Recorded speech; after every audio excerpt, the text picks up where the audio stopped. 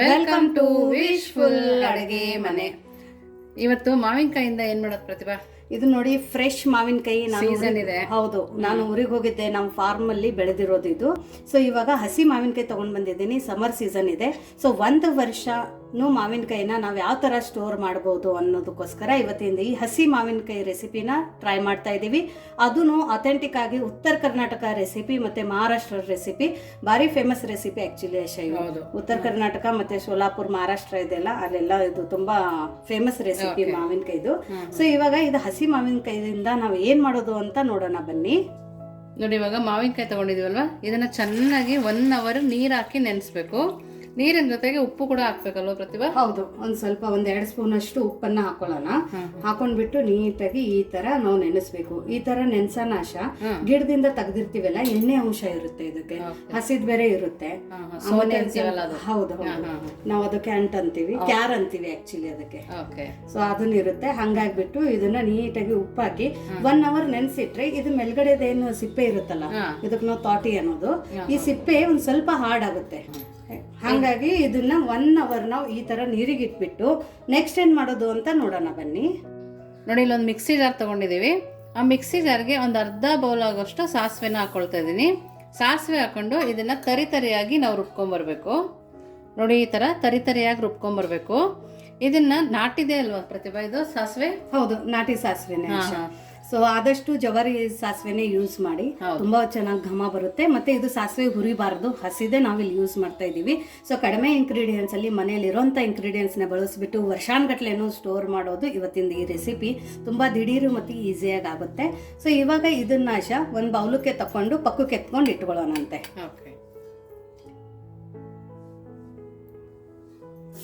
ನೋಡಿ, ಇಲ್ಲಿ ಮೆಂತ್ಯ ಬೀಜನ ತಗೊಂಡಿರೋದು 1/4 ಕಪ್. ಎಷ್ಟು ಸಾಸಿವೆ ತಗೊಂಡಿದೀವಿ ಅದ್ರದ್ದು ಹಾಫ್ ಇಲ್ಲಿ ಮೆಂತ್ಯನ ತಗೋಬೇಕು. ಸೊ ಮೆಂತ್ಯನೂ ನಾವು ಒಂದ್ ಸ್ವಲ್ಪ ಬಿಸಿ ಮಾಡ್ಕೊಂಡು ಬರ್ಬೇಕು. ಎಣ್ಣೆಗಿನೇ ಏನು ಹಾಕಬಾರ್ದು, ಜಸ್ಟ್ ನಾವು ಇದನ್ನ ಬಿಸಿ ಮಾಡ್ಕೊಂಡು ಬರ್ಬೇಕು. ಸೊ ನೋಡಿ, ಮೆಂತ್ಯದು ವಾಸನೆ ಬರೋ ತನಕ ನಾವು ಹುರ್ಕೋಬೇಕು. ಜಾಸ್ತಿನೂ ಹುರ್ಕೋಬಾರ್ದು, ಮತ್ತೆ ಕರಿ ಆಗೋ ತನಕನೂ ಹುರಿಬಾರ್ದು. ಸ್ವಲ್ಪ ಕೆಂಪ್ ಕಲರ್ ಬಂದು ಘಮ ಬರೋಕ್ ಸ್ಟಾರ್ಟ್ ಆದ್ರೆ ಸ್ಟವ್ನ ಆಫ್ ಮಾಡ್ಬೇಕು. ಆಫ್ ಮಾಡಿ ಇದನ್ನ ಇವಾಗ ತಣ್ಣಗಾಗೋಕ್ ಬಿಟ್ಟು ನಾವು ಹೇಗೆ ಸಾಸಿವೆನ ರುಬ್ಕೊಂಡ್ ಬಂದ್ವಿ ಅದೇ ತರ ಇದನ್ನು ಕೂಡ ನಾವು ರುಬ್ಕೊಂಡ್ ಬರೋಣ. ಸೊ ನೋಡಿ, ಇವಾಗ ಮೆಂತ್ಯ ಆರಿದೆ. ಇದನ್ನು ಕೂಡ ಇವಾಗ ನಾವು ಒಂದ್ ಸ್ವಲ್ಪ ಪುಡಿ ಮಾಡ್ಕೊಂಡ್ ಬರೋಣ.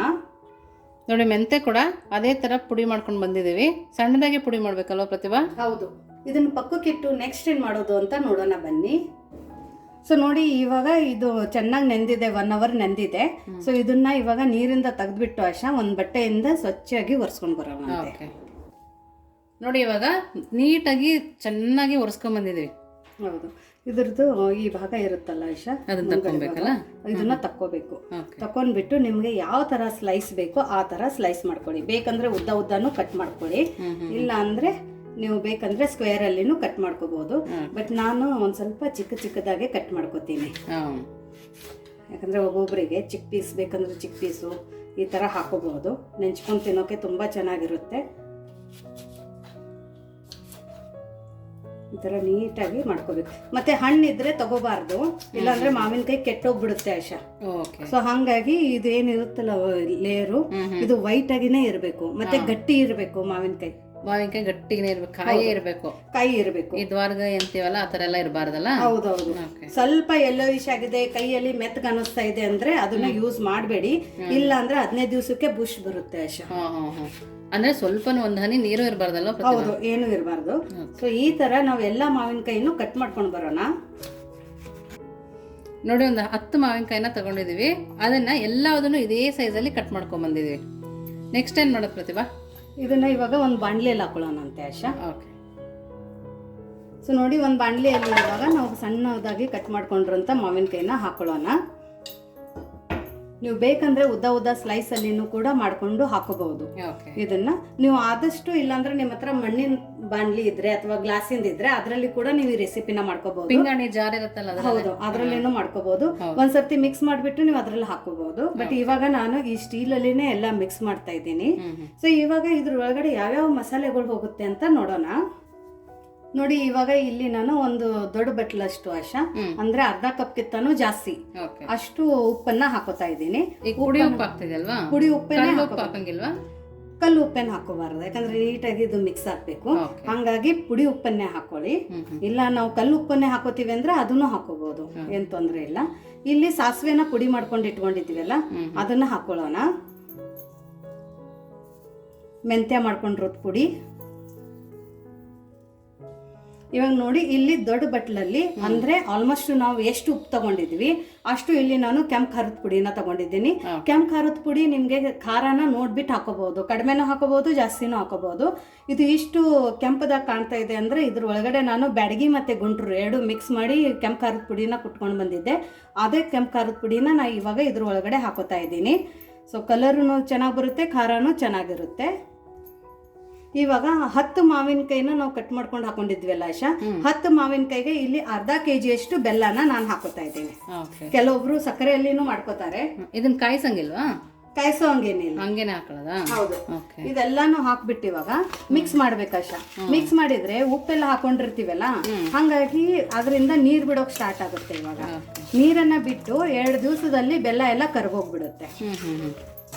ಸೊ ಹಾಗಾಗಿ ನೀವು ದೊಡ್ಡ ಬಾಣಲಿಯಲ್ಲಿನೇ ಒಂದ್ಸರ್ತಿ ಮಿಕ್ಸ್ ಮಾಡ್ಕೊಳ್ಳಿ. 1-2 ದಿವಸ ಆದ ನಂತರ ಆಶಾ ಮತ್ತೆ ಡೈಲಿ ಮಾರ್ನಿಂಗು ಸಂಜೆ ಕೈ ಆಡಿಸ್ತಾ ಇರಬೇಕು. ಸೊ ಕೈ ಆಡಿಸ್ತಾ ಇದ್ರೆ ಇದು ನೀಟಾಗಿ ಮಿಕ್ಸ್ ಆಗ್ಬಿಡುತ್ತೆ. ನಾವ್ ಯಾವ್ದೇ ಸ್ಪೂನ್ ತಗೊಂಡ್ರು ಡ್ರೈಯೇ ಇರ್ಬೇಕಲ್ವಾ? ಡ್ರೈನೇ ಇರಬೇಕು. ಬಾಯಲ್ಲಿ ನೀರು ಬರ್ತಿರುತ್ತೆ. ಹೌದು, ನೋಡಿದ್ರೆ ನೋಡಿ ಆಶಾ ತಿಂದು ಉಪ್ಪು ಖಾರ ಚೆನ್ನಾಗಿ ಹತ್ತಿದೆ ನೋಡಿ. ಈ ತರ ಯಾರಿಗೆ ಇಷ್ಟ ಆಗುತ್ತೆ ಹೇಳಿ, ತಿನ್ನೋಕೆ ಕಮೆಂಟ್ ಮೂಲಕ ಹೇಳಿ. ಸೂಪರ್ ಆಗಿದೆ ಪ್ರತಿಭಾ, ಚೆನ್ನಾಗಿದೆ ಅಲ್ಲ? ನಮ್ಮ ಕಾಲಿನ ಮುಂದೆ ಗಿಡಮೂಲಿಕಾಯಿಗೆ ಖಾರ ಪುಡಿ ಉಪ್ಪು ಹಾಕಿ ಕೊಡೋರು. ತುಂಬಾನೇ ಚೆನ್ನಾಗಿರೋದು ಅದು. ಮತ್ತೆ ಮೆಂತೆ ಹಾಕಿದೀವಿ, ಸಾಸಿವೆ ಹಾಕಿದೀವಿ, ಹಂಗಾಗಿ ಅದರಿಂದ ಒಂಥರ ಟೇಸ್ಟ್ ಬರುತ್ತೆ. ಸೂಪರ್ ಆಗಿದೆ. ಸೊ ನೋಡಿ ಇದನ್ನ ನೀಟಾಗಿ ಮಿಕ್ಸ್ ಮಾಡ್ಕೊಂಡು ಬರೋಣ. ನೋಡಿ ಇದು ತುಂಬಾ ಚೆನ್ನಾಗಿ ಮಿಕ್ಸ್ ಆಗಿದೆ ಅಲ್ಲ ಆಶಾ? ಹೌದು ಪ್ರತಿಭಾ, ನಂಗೆ ಸ್ವಲ್ಪ ತಿನ್ನಕ್ಕೆ ಸ್ವಲ್ಪ ಎತ್ತಿಡು ಪ್ರತಿಭಾ. ಇದನ್ನೇ ಸಕ್ಕದಾಗಿರುತ್ತೆ. ಸೊ ನೋಡಿ ಆಶಾಗೆ ತಿನ್ನಕ್ಕೆ ಬೇಕಂತೆ. ಇವನ್ ನನ್ನ ಮಗಳಿಗೆ ಆಶಾಗೆ ಈ ಥರ ಮಸಾಲೆದು ಇದ್ರೆ ಹಾಗೆ ಅನ್ನದ ಜೊತೆನೂ ಅನ್ನದ ಜೊತೆ ಏನು ಪ್ರತಿಭಾ ಹಂಗೆ ತಿನ್ಕೊಡ್ಬೋದು. ಹೌದು, ಹುಳಿ ಅಂಶನೂ ಕಡಿಮೆ ಅನಿಸುತ್ತೆ. ಹೌದು ನೋಡಿ, ಇದನ್ನ ಆಶಾಗೆ ನನ್ನ ಮಗಳಿಗೆ ಇಬ್ಬರಿಗೂ ತೆಗೆದಿಡ್ತಾ ಇದ್ದೀನಿ. ನೀವು ಬೇಕಂದ್ರೆ ಒಂದು ಸ್ವಲ್ಪ ತೆಗೆದಿಟ್ಬಿಟ್ಟು ತಿನ್ಕೊಳ್ಳಿ. ಹೌದು, ಎಣ್ಣೆ ಹಾಕೋಕ್ಕಿಂತ ಮುಂಚೆ ತೆಗಿಬೇಕು ಆಶಾ ಇದನ್ನು. ಹಾಂ ಹೌದು, ನೋಡಿ ತಗೋ ಆಶಾ. ಇದೆಲ್ಲ ಇವಾಗ ಚೆನ್ನಾಗಿ ಮಿಕ್ಸ್ ಆಗಿದೆ ಅಲ್ಲ, ಇದನ್ನ 1 ನಿಮಿಷ ಪಕ್ಕಕ್ಕೆ ಎತ್ತಿಟ್ಬಿಟ್ಟು ನೆಕ್ಸ್ಟ್ ಏನ್ ಮಾಡೋದು ಅಂತ ನೋಡೋಣ ಬನ್ನಿ. ನೋಡಿ ಇವಾಗ ಎಣ್ಣೆ ಚೆನ್ನಾಗಿ ಕಾಯ್ದಿದೆ. ಈ ಎಣ್ಣೆಗೆನೆ ಏನ್ ಹಾಕೊಳ್ತೇವೆ ಪ್ರತಿಭಾ? ಹೌದು, ಎಣ್ಣೆ ಹೊಗೆ ಬರೋ ತರ ಇದೆಲ್ಲ. ಇಷ್ಟು ಕಾಯ್ದ ನಂತರ ನಾವು ಸ್ಟೋವ್ ಆಫ್ ಮಾಡಿ ಪಕ್ಕಕ್ಕೆ ತಕ್ಕೋಬೇಕು. ತಕೊಂಡ್ಬಿಟ್ಟು ಇದಕ್ಕೆ ಒಣಮೆಣಸಿನ್ಕಾಯಿ ಆಪ್ಷನಲ್ ಇದೆ, ಬೇಕಂದ್ರೆ ಹಾಕಿ, ಇಲ್ಲಾಂದ್ರೆ ಸ್ಕಿಪ್ ಮಾಡ್ಕೋಬಹುದು. ಬೆಳ್ಳುಳ್ಳಿ ತಿನ್ನೋರು ಬೆಳ್ಳುಳ್ಳಿ ಕೂಡ ಹಿಂಗ್ ಎಣ್ಣೆಯಲ್ಲಿ ಹಾಕೋಬಹುದು. ಸೊ ನೋಡಿ ಇಷ್ಟ ಹಾಕೊಂಡು ಇದಕ್ಕೆ ಹಿಂಗನ್ನ ಹಾಕೋಬೇಕು. ಸ್ವಲ್ಪ ಹಿಂಗನ್ನ ಜಾಸ್ತಿ ಹಾಕೊಳ್ಳಿ. ಹಾಕೊಂಡ್ಬಿಟ್ಟು ಆಶಾ ಇವಾಗ ಇದು ಬಿಸಿ ಬಿಸಿ ಎಣ್ಣೆನ ನಾವು ಅದ್ರ ಒಳಗಡೆ ಒಗ್ಗರಣೆನ ಹಾಕೋಬೇಕು. ಸೊ ನೋಡಿ ಹಿಂಗದ ಒಗ್ಗರಣೆನ ಹಾಕೋತಾ ಇದ್ದೀವಿ. ಹಾಕೊಂಡ್ಬಿಟ್ಟು ಕೈ ಆಡಿಸ್ಬೇಕಲ್ಲ ನೀಟಾಗಿ. ಹೌದು. ಸೊ ನೋಡಿ ಎಣ್ಣೆ ಹಾಕಿದ ನಂತರ ಈ ತರ ನೀಟಾಗಿ ಮಿಕ್ಸ್ ಮಾಡ್ಕೋಬೇಕು. ಇಲ್ಲಿ ನಾನು ಅರ್ಧ ಬಟ್ಲಷ್ಟು ಎಣ್ಣೆನ ಒಗ್ಗರಣೆನ ಹಾಕೊಂಡಿದ್ದೀನಿ. ಸಾಕು, ನಾವು ಎಣ್ಣೆ ಒಂದ್ ಸ್ವಲ್ಪ ಕಡಿಮೆನೆ ಬಳಸೋದಲ್ಲ. ನೀವು ಇಲ್ಲ ನಮ್ಗೆ ಎಣ್ಣೆ ಜಾಸ್ತಿ ಬೇಕಂದ್ರೆ 1 ಬಟ್ಲಷ್ಟು ಎಣ್ಣೆನ ಹಾಕೋಬಹುದು. ಮತ್ತೆ ಮೆಂತ್ಯ ಮತ್ತೆ ಸಾಸಿವೆ ಹಾಕೊಳ್ಳೋದ್ರಿಂದ ಆಶಾ ಇದೇನ್ ನೀರ್ ಬಿಡುತ್ತಲ್ಲ, ಅವಾಗ ಆ ಗ್ರೇವಿಗೆ ಥಿಕ್ನೆಸ್ ಕೊಡುತ್ತೆ. ಹಂಗಾಗಿ ಮೆಂತ್ಯನು ಮತ್ತೆ ಸಾಸಿವೆನ ಹಾಕೋಬಹುದು. ಇದು ಇನ್ಸ್ಟೆಂಟ್ ಆಗು ತಿನ್ಕೊಬಹುದು, ಇಟ್ಟುಬಿಟ್ಟು ತಿನ್ಕೋಬಹುದು. ಹೌದು, ಅಮ್ಮ ಏನ್ ಘಮ ಬರ್ತಾ ಇದೆ, ಘಮ ಬರ್ತಾ ಇದೆ, ಬಾಯಲ್ಲಿ ನೀರು ಬರ್ತಾ ಇದೆ. ನೋಡಿ ನೋಡೋಕೆ ಎಷ್ಟು ಚೆನ್ನಾಗಿ ಕಾಣ್ತಾ ಇದೆ. ಕಲರು ತುಂಬಾ ಚೆನ್ನಾಗಿ ಬಂದಿದೆ. ಹೌದು, ತುಂಬಾ ಚೆನ್ನಾಗಿ ಬಂದಿದೆ. ಇವಾಗ ಆಶಾ ಇದ್ರ ಮೇಲ್ಗಡೆ ಒಂದು ಮುಚ್ಚಳನ ಮುಚ್ಚಿಬಿಟ್ಟು ಸಂಜೆ ತನಕ ಇದೇ ತರ ಇಡಬೇಕು.